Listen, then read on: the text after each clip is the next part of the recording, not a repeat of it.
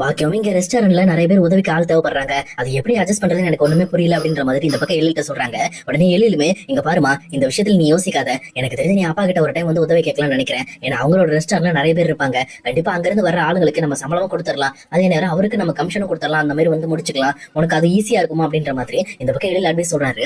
இது கேட்டவொடனே இந்த பக்கம் பாக்கியாக்குமே பரவாயில்லையே, இதுவும் நல்ல ஐடியா தான் இருக்கு. சரி ஓகே, நானே அவர்கிட்ட டேரக்டா கேட்டு பாக்குறேன் அப்படின்ற மாதிரி பாக்கியாவும் அதை ஏத்துக்கிறாங்க.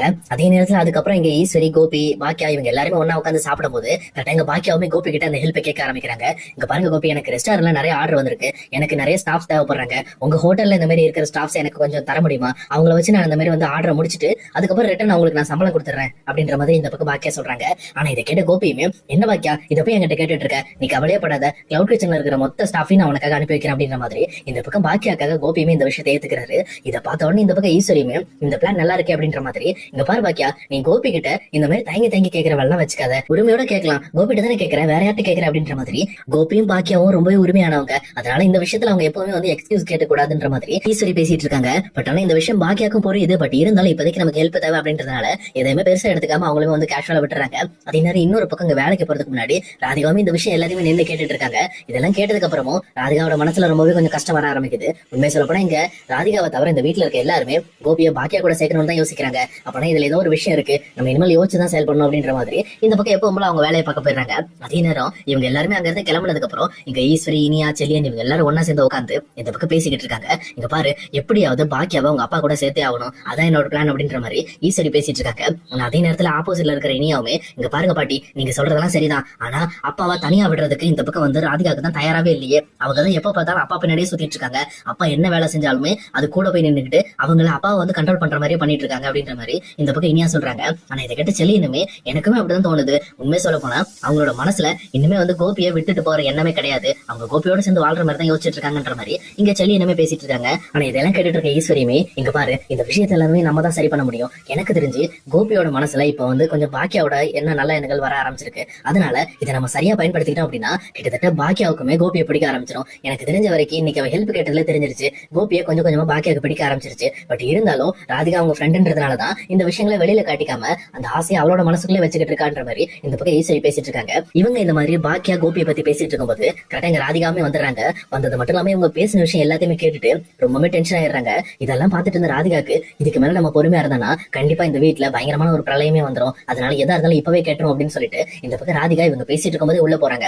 உள்ள போனது மட்டும் இல்லாம ஈஸ்வரியை பார்த்து, இங்க பாருங்க அத்தை, உங்களுக்கு தேவையில்லாத எண்ணங்கள் மேலோங்கி வந்துட்டு இருக்கு. உண்மை சொல்ல போனா கோபி என் கூட வாழதான் விருப்பப்பட்டு இருக்காரு. அதே மாதிரி கோபி மேல இந்த பக்கம் பாக்கியாக்கு எந்த ஒரு இன்ட்ரெஸ்டும் கிடையாது, அது எனக்கு தெரியும், ஆனா உங்களுக்கு தான் புரியல அப்படின்ற மாதிரி இந்த பக்கம் வந்து ஈஸ்வரிட்ட சண்டை போட ஆரம்பிக்கிறாங்க. ஆனா ஈஸ்வரியுமே, எங்க பாரு ராதிகா, நீ மட்டும் கோபியோட வாழ்க்கை விட்டு போனா கண்டிப்பா கோபி என்னோட மருமக கூட தான் சேருவா. சொல்ல போனா பாக்கியா மேல அவளுக்கு இன்னுமே விருப்பம் இருக்கு, அது உனக்கு தெரியாது, எனக்கு தான் தெரியும், ஏன்னா என் பையனோட மனசு என்னன்னு எனக்கு தான் தெரியும் அப்படின்ற மாதிரி பேசிட்டு இருக்காங்க. இது கேட்டோன்னே இந்த பக்கம் ராதிகாக்கு ரொம்பவே கோபம் வந்துருது. இன்னைக்கே இந்த விஷயத்த முடிச்சிருவோம் அப்படின்ற மாதிரி இங்க வீட்டுல இருக்கிற கோபியை வெளியில கூப்பிடுறாங்க. கோபியுமே ராதிகாவோட சவுண்ட் கேட்டவுடனே, என்னாச்சு ராதிகா, என்ன பிரச்சனை அப்படின்ற மாதிரி இங்க வராங்க. ஆனா இங்க கோபி வந்த உடனே ராதிகா, இங்க பாருங்க, உங்களுக்கு பாக்கியா கூட சேர்ந்து வாழ விருப்பம் இருக்கா இல்ல என் கூட சேர்ந்து வாழ விருப்பம் இருக்கா அப்படின்ற மாதிரி கோபி கிட்ட டைரக்டாவே கேக்குறாங்க. ஆனா கோபியுமே, என்ன ராதிகா இது திரும்ப திரும்ப இதை கேட்டுக்கிட்டே இருக்க, நான் தான் சொன்னல, நான் எப்பவுமே பாக்கியா கூட சேர்ந்து வாழ விருப்பப்பட்டதே இல்ல, அது மட்டும் இல்லாம நானே விரும்பினாலும் அதை அவ விரும்ப மாட்டா, நான் உன் மேலதான் விருப்பப்பட்டு இருக்கேன், அது மட்டும் இல்லாம நான் கடைசி வரைக்கும் உன் கூட தான் சேர்ந்து வாழணும்னு நினைக்கிறேன் அப்படின்ற மாதிரி இந்த பக்கம் கோபி பேசிட்டு இருக்காரு. இப்படி இவர் பேசுறது கேட்டோன்னு இந்த பக்கம் ஈஸ்வரியால எதுவுமே எதிர்த்து பேச முடியல. அதே நேரம் இன்னொரு பக்கம் பாக்கியாவுமே இந்த சத்தத்தை கேட்டு வெளியில வராங்க. பாக்கியா வந்த உடனே, பாக்கியா உங்ககிட்ட நான் ஒரு ஃப்ரெண்டா ஒரு விஷயத்தை கேட்கிறேன், இந்த விஷயத்தை எனக்கு நீங்க ரொம்ப உண்மையா உங்க மனசுல இருக்க உண்மையை நீங்க வெளியில சொல்லணும் அப்படின்ற மாதிரி கேட்கறாங்க. உடனே பாக்கியாவுமே, சொல்லுங்க ராதிகா, என்ன பிரச்சனை, உங்களுக்கு என்ன வேணும் அப்படின்ற மாதிரி கேட்கறாங்க. இந்த மாதிரி கோபியை நீங்க விரும்புறீங்களா, கோபியை மறுபடியும் உங்க வாழ்க்கைக்கு வந்து நீங்க ஏத்துக்குவீங்களா அப்படின்ற மாதிரி கேட்கறாங்க. ஆனா இதை கேட்ட பாக்கியாவுமே, கண்டிப்பா கிடையவே கிடையாது, என் லைஃபை விட்டு ஒரு டைம் போன கோபியை திருப்பி நான் ஏத்துக்க மாட்டேன், அது மட்டும் இல்லாம என் வாழ்க்கையை நான் இந்த மாதிரி சிங்கிள் உமனா தான் வாழணும்னு ஆசைப்பட்டு இருக்கேன், அது மட்டும் இல்லாம இவ்வளவு நாள் நான் பட்ட கஷ்டத்துக்கு இப்பதான் ஒரு நல்ல பலன் கிடைச்சிட்டு இருக்கு, மறுபடியும் அதை நான் கெடுக்க விரும்பல அப்படின்ற மாதிரி இந்த பக்கம் கோபி மேல விருப்பமே இல்லை அப்படின்றதையும் இந்த பக்கம் பாக்கியா சொல்றாங்க. இது கேட்டவனே இந்த பக்கம் ஈஸ்வரிக்கு என்ன பேசுறதுன்னு தெரியல.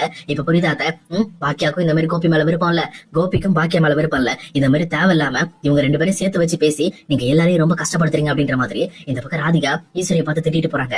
அதே நேரத்துல இன்னொரு பக்கம் இதை கேட்ட பாக்கியாவே, என்ன இதெல்லாம் இப்படியா பேசுவீங்க, இந்த கோபி இந்த வீட்டுல இருக்கிறத அலோவ் பண்ணது காரணமே நீங்க தான், நீங்க கஷ்டப்படக்கூடாது, கடைசி காலத்துல உங்களுக்கு எல்லாமே நல்லதா நடக்கணுங்கிறதுக்காக தான் என் மனசை நான் கல்லாக்கிக்கிட்டு இந்த கோபி இந்த வீட்டுல தங்க வச்சேன். ஆனா நீங்க இந்த கோபி இந்த வீட்டுல தங்கின உடனே உங்க இஷ்டத்துக்கு நீங்க என்னென்னமோ பண்ணிட்டு இருக்கீங்கல்ல, இதே மாதிரி நீங்க பண்ணிட்டு இருக்கீங்க அப்படின்னா கண்டிப்பா இந்த கோபி இந்த வீட்டை விட்டு அனுப்புறத தவிர தவிர எனக்கு வேற வழி தெரியாது. கோபி எந்த ஒரு காரணத்தை கொண்டும் என் கூட சேர்றதுக்கு வாய்ப்பே கிடையாது அப்படின்ற மாதிரி இந்த பக்கம் பாக்கியா கட்டன் ரேட்டா சொல்லிட்டாங்கிறது கிளம்பிடுறாங்க. அதே நேரம் இன்னொரு பக்கம் இங்க ராதிகாவுக்குமே கண்டிப்பா வந்து பாக்கியா கோபி மேல எந்த ஒரு விதத்திலையும் விருப்பப்பட மாட்டாங்க அப்படிங்கிறதும் தெளிவா புரிஞ்சிருது. இங்க டேரக்டா அவங்களும் கோபியை கூட்டிட்டு அவங்களோட ரூமுக்கு போயிடுறாங்க. ஆனா இதெல்லாம் பாத்துட்டு இருக்கிற ஈஸ்வரி, செலியன், இனியா இவங்க எல்லாருக்குமே மூஞ்சலாம் வந்து அப்படியே வந்து கருப்படிச்சு போயிடுது. உண்மை சொல்லப்போனா அவங்களோட எல்லாரோட எண்ணமும் வேஸ்டா போச்சு அப்படின்ற மாதிரி எல்லாருமே திங்க் பண்ணிட்டு இருக்காங்க.